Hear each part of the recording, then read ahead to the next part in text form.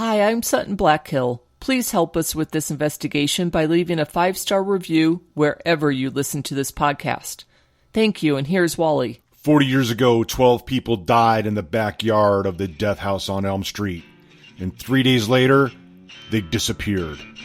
I'm Wally Fitch, and tonight, you and I explore the events of the Holy Week incident and why it's important to our investigation. We're hunting for a book written by a demon, and you're coming with us. This is the Walk in Darkness podcast. Hey, I'm glad to have you with me again this week. We've got a full show, so let's dive right in. Now, if you missed it, I was lucky enough to meet with Jules St. Vincent, the reporter who covered the 12 deaths during the Holy Week incident at the death house, or as they called it, the old Harrington house. Now, I came away from that meeting with a shoebox full of police reports, photographs, and audio recordings of both news reports and police radio traffic. So what I kind of want to do tonight is to use these news reports to walk us through the events of the week, and in between share some insights from Jewel, as well as a few things that I picked up along the way. Ready? As we reported yesterday, a 100-year-old fig tree has mysteriously appeared in the backyard of the old Harrington house. As you may recall, the house has had a grim and horrific history and is currently vacant. WVVX News Radio now learns that a man claiming to be a priest sent by God has a warning that a betrayer to the Lord is close and is here to bring death to all. Police are on the scene and tell WVVX that they are keeping a close eye on the situation. The fig tree, which is bearing fruit, appeared on the same day most religious scholars agree is the day Jesus cursed a fig tree for not having fruit. And many in the neighborhood are calling this a miracle and signals the second coming of Christ. WVVX will... All right, so let's get into a few facts about fig trees. First, they cannot grow in Idaho, and even if they did, it takes them about 2 years to become mature enough to bear fruit. It also needs to be pollinated by a fig wasp, which aren't typically found in Idaho because it's so freaking cold. So basically this means that a 100-year-old fig tree popping up in the backyard of a house here in Idaho is highly suspect. Passengers to the hospital where they were treated and released. And now to the bizarre event unfolding in one historic Idaho Falls neighborhood. Thousands have descended to hear the words from a priest claiming to be sent directly from God to warn everyone's soul is in mortal danger. WVVX News has just now learned that Bishop O'Leary of the Holy Rosary Church is meeting with law enforcement and city officials right now. Bishop O'Leary believes the site is of utmost biblical importance for the church and that the man claiming to be a priest does not represent the church. They believe the man to be ill and would like him taken into custody and evaluated. Meanwhile, Idaho Falls Police... All right, so what's interesting here is that nobody knows who this priest is.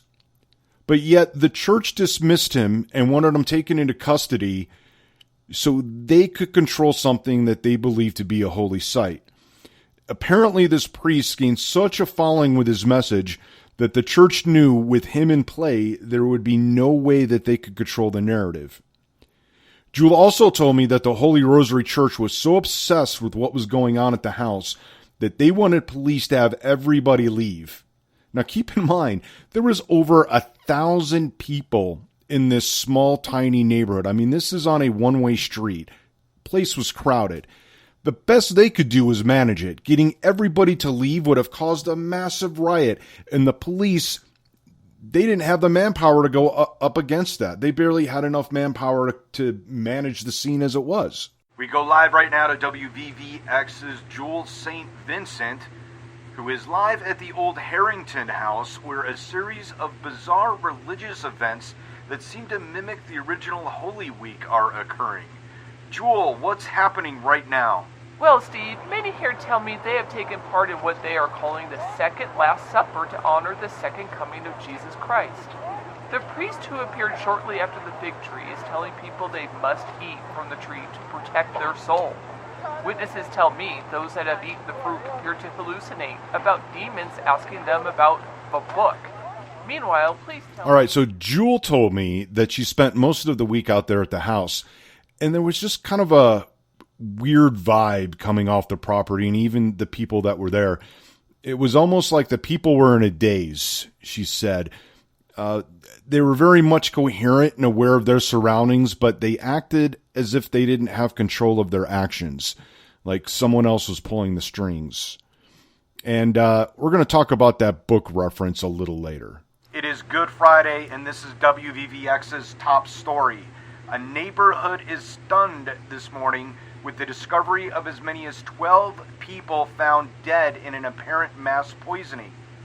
Details are sketchy at this point, but witnesses report several people lying on their backs with their arms out as if in a cross-type pose. Police will not confirm nor deny these reports, but say they are investigating and ask that anyone with information please contact Sergeant McDonald of the Idaho Falls Police. All right, so the first 911 call to dispatch was at 6:33 a.m. Remember that time. That time is important. Jewel was able to get access to the backyard to take pictures and included them in the box that she gave me, but she was very, very clear that while I can use the photos to help with my investigation, I cannot, under any circumstances, publish them. So I'm going to honor that request, and I know that you guys want to see them, but the best I can do is close your eyes and imagine 12 bodies spaced around the trunk of a tree. Each body was presented the same, face up, feet pointing at the trunk, and the heads radiating outward away from the tree. Sort of like a wagon wheel. The left foot sat on top of the right with a puncture hole going through both and blood streaks flowing down the feet to the ground. The arms were straight out with each palm facing up, and each palm also had a puncture wound with blood dripping from it. Each head was slightly cocked to the left, eyes open with blood dripping around the top of the forehead. The bodies were also grouped together, one group of 6 and 2 groups of 3. Scattered around the bodies were the figs that had fallen from the tree, and Jewel told me the thing that she will never ever forget about that scene and that day was the putrid stench of rotting flesh and fruit, which was odd since neither the bodies nor the fruit had begun to rot yet. And that aligns with the coroner's preliminary post-mortem report. Now, I'm not going to read it because it's just full of medical jargon, but I'm going to give you some of the highlights here. The bodies all had the same wounds to hands and feet, a puncture wound about the size of a railroad nail. In all the bodies, lividity did not occur, and the wounds continued to bleed. None of the bodies suffered rigor mortis. None of the bodies displayed the usual signs of death, except there was no blood circulation and no breathing. No immediate cause of death was apparent, although poisoning is suspected, but toxicology reports are not back yet. So you're probably wondering how 12 bodies could end up like this with police on scene. And if police were on scene, why was everybody calling 911 for help? Well, that brings us to the officer logs. Jewel told me staffing was an issue. Now, the IFPD, Idaho Falls Police Department, is a very small department, especially back then in 1978. And covering both the house and regular patrol duties was very difficult. So they only staffed 2 officers on scene during the day and 1 officer at night. So this is what the logs show. Officer Harker and Officer Fett were on the day shift. They both typically logged in around 07:55 and logged out at 1800, once relieved by Officer Thindra, who manned the site from 1800 until 0800 the next morning. The logs showed the usual altercations, media interactions, the occasional 1050, which is code for traffic accident, apparently from all the looky-loos driving by. So, basically the logs are exactly pretty much what you would expect until Friday morning. Officer Thindra made an entry at 0628 that simply said, left scene to respond to the 1033 on Water Street. 1033 is the code for emergency, and the IFPD uses it for officer needs help, all units respond. Now, I don't have anything about this other incident, but it was obviously enough to allow the only officer on scene at the death house to leave. 5 minutes later, you guessed it, at 6:33 a.m., 911 calls started coming in about the dead bodies. It's the top of the hour, and this is WVVX News. I'm Jules St. Vincent. We're waiting for Detective Captain Darren Johnson of the Idaho Falls Police Department to update us on the bizarre deaths at a vacant home in Idaho Falls. We reported yesterday that... Oh, Captain Johnson's taking the podium. My name is Darren Johnson. I'm a detective captain with the Idaho Falls Police Department. Idaho Falls Police and the Bonneville County Sheriff's Department are currently investigating an incident at a home in the historic district of Idaho Falls. 12 bodies have been found in the backyard in a pose resembling the crucifixion. Each of the victims also had puncture wounds to both hands and feet. We are currently awaiting toxicology reports to determine the cause of death. The victims have been identified, however, we aren't releasing the names at this time. We are currently looking for a man about 55 dressed as a priest. Jewel told me that the priest was never located and pretty much just vanished after the bodies were found on Friday. He was described as a 55-year-old male with white hair dressed as a priest. Yep, pretty much describes every older priest. WVVX breaking news. Bodies of the victims from Friday's horrific poisoning incident in Idaho Falls have disappeared from the morgue. Idaho Falls Police Captain Darren Johnson says officers responded to an alarm call at the morgue around 1:50 a.m. to find all 12 bodies missing. He also said there was no evidence of forced entry and video surveillance. All right, I'm going to cut it off here because this is all bullshit. Here's the police radio audio from that morning. 8B17, do you show an alarm call at the morgue? 8B17 negative. 8B17, I'm 1023 here at the morgue. Front doors are open and an audible alarm is ringing. Send me another unit. 8B17 dispatch copies. Break. 8B24, respond with 8B17 to an audible alarm at the morgue. 0633. So basically the police lied about how this all went down. Officers didn't respond to an alarm call. A patrol car happened upon it. And they also lied about the time. It wasn't 2 a.m. It was actually 6:33 a.m. that the first unit arrived on scene. The second unit arrived 3 minutes later at 0636. They also lied about the surveillance footage. There wasn't a glitch in the tape. There was no tape in the recorder to begin with. So they had no recording of what happened. And this is all backed up in Officer Freeman's report. At 0633, while on routine patrol, I passed the morgue and heard an audible alarm. I approached the front and noticed both doors open. I radioed dispatch and asked if they had an alarm call for the morgue, which they responded in the negative. I called for backup and searched the perimeter of the single-story structure for other signs of entry. Finding none, I walked to the front of the morgue, kept eyes on the front until backup arrived. When 8B24 arrived, we both entered through the front door, doing a standard building search. On approach to coal storage, we noticed the door open and the interior lights were on. From our vantage point, we could see several drawers open and bodies missing.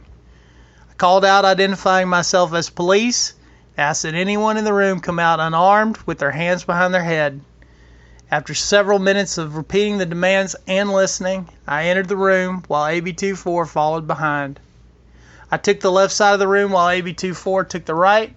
Finding the room empty, AB24 went to the car to call for the commander and the forensics team and to tape off the area while I started the initial investigation. 12 of the drawers were open with the bodies missing. The information on the drawers and clipboard matched the names of the victims from the Harrington House incident. I went to the front door to secure the surveillance videotape, but there was no tape in the recorder. At approximately 0732, Detective Captain Johnson arrived and took control of the scene and told me to go back on patrol. I went back in service at 0745. I asked Jewel if she thought the police were covering anything up, and she said only their incompetence. They were in over their head on this whole thing, but they didn't want to admit it. And this takes us to the information that was released. Jewel told me that the police were very, very careful on what they would release to the public. Apparently, the mayor got pissed off at how much information was released to the media by the PIO at the press conference. So pretty much from then on, it was just the old, we can't comment on active investigations routine. Okay, so who are the dead? The IFPD wouldn't release the names, but Jewel told me that at the time, pretty much everybody knew everybody in Idaho Falls, and basically to a certain extent that still holds true today. And this is what Jewel told me, and I quote, "So even with the release, we all knew who the people were. Nobody reported on it out of respect for the families, but we all knew. But it wasn't privacy or because of the investigation that the PD didn't release the names. It was because that all the victims were male and were part of a local fishing club. They would meet every week and fish in the Snake River. And their first names were Peter, Andy, Jim, John, Philip, Thad, Bart, Jack, Matt, Simon, and Jude." End quote. Yes, I'm not shitting you. These guys had the same names of the original 12 apostles. Now, Jewel also revealed to me that in her report, when she mentions the hallucinations about the book, it was only these 12 that had those hallucinations. So why are 12 mysterious deaths in the backyard of a house in Idaho Falls important to our investigation? Well, first, the house is directly tied to the stories that I heard on tour. So basically anything that happens in this house is part of the investigation. And if you believe the demon tapes, Agatha made a promise to a demon to end her suffering. And her death began a series of deaths in that house over the next decade, including the 12 that we have here. And that brings us to the book. These 12 people, before their death and subsequent disappearance, had hallucinations about a demon asking them about a book. So, we have both a book and a demon mentioned in this hallucination, if it in fact was a hallucination. And this tells me that this could be the same book that we're searching for. And if it is, what's the connection of the book to these 12 men? Are they the ones who maybe ghost wrote it on Surath's behalf?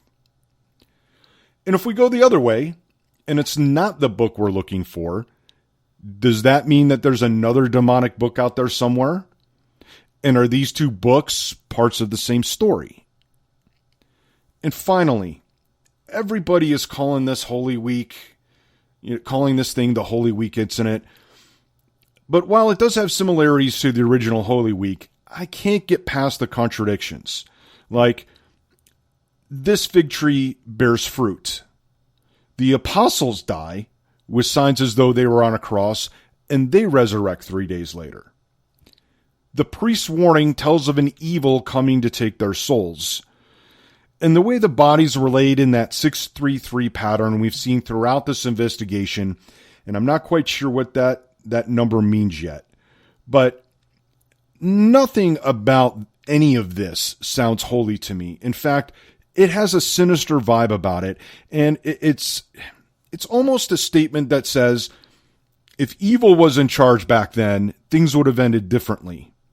And maybe that end is coming, which maybe gives some validity to what our preacher friend has been saying this whole time. But I also think that these events could be clues to what might be in those pages of the book, and that maybe the priest's warning could be prophecy of what's to come. And if I'm right, we can use all of this to find the book or books. Well, that's it for tonight. Next week, we go back to the night of December 24th, 1977. Wally Fitch out. Hey, it's me, Sutton. If you like the Walk in Darkness podcast, please support our investigation by going to awalkindarkness.com. Expenses add up, and every little bit helps us follow leads in the investigation. And don't forget, in between episodes, the story continues on Instagram. Follow A Walk in Darkness for the big picture. Thank you for listening and for your support.